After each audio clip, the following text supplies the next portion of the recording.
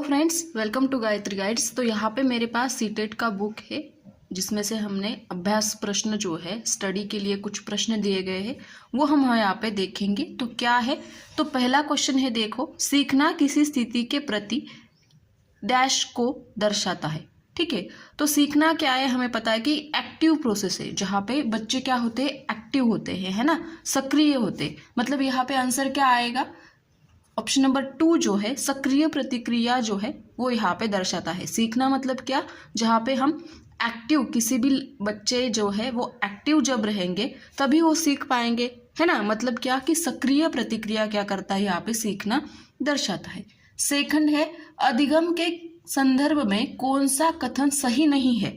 अधिगम जो है लर्निंग प्रोसेस जो है, टीचिंग प्रोसेस होगी या फिर लर्निंग प्रोसेस होगी, उसके संदर्भ में कौन सा कथन सही नहीं है, मतलब गलत क्या है वो पूछा गया है। ठीक है, पहला है व्यक्ति के सर्वांगीण विकास में सहायक, ठीक है, होता है, व्यक्ति के सर्वांगीण विकास होता है अधिगम के थ्रू। दूसरा है ज्ञान के व्यावहारिक प्रयोग में सहायक, ज्ञान भी हमें मिलता है अधिगम के थ्रू। विषय वस्तु को रटकर याद करने में सहायक, रटकर याद करना क्या है, यहाँ पे गलत है, यानी मतलब 3 ऑप्शन जो है वो सही है, मतलब गलत है, कौन सा सही नहीं है पूछा गया है ना।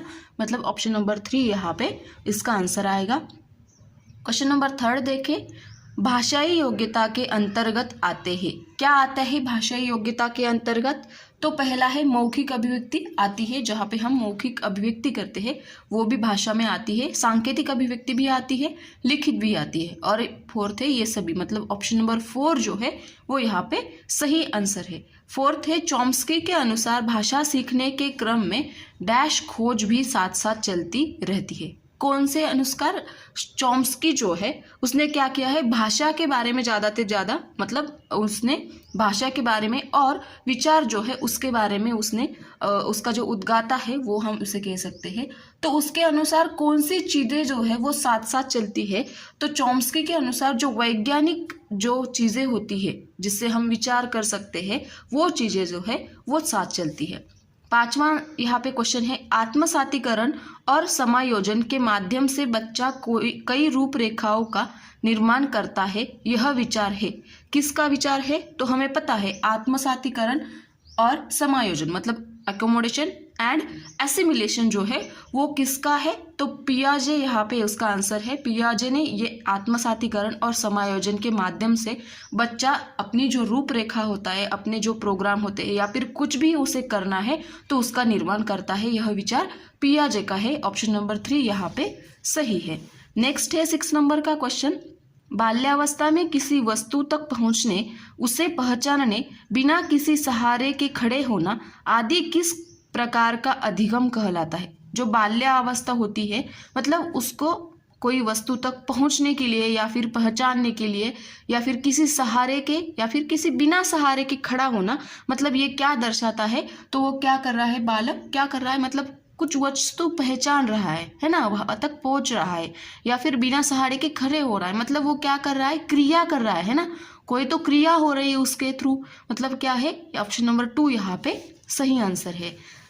7 नंबर का क्वेश्चन देखेंगे, विचारात्मक अधिगम के अंतर्गत क्या आता है, तो विचारात्मक अधिगम के अंतर्गत जो है क्रियात्मक कौशलों को अर्जित करना, ये क्रियात्मक अधिगम के अंतर्गत आता है। ठीक है, विचार करना मतलब क्या कि बुद्धि को चालना देना, मतलब ऑप्शन नंबर 4 यहाँ पे क्या है, सही है, बौद्धिक क्षमताओं का प्रयोग करते हैं। जहाँ पे हम विचार करते हैं वहाँ पे हम बुद्धि को क्या करते हैं, एक्टिव करते हैं ना।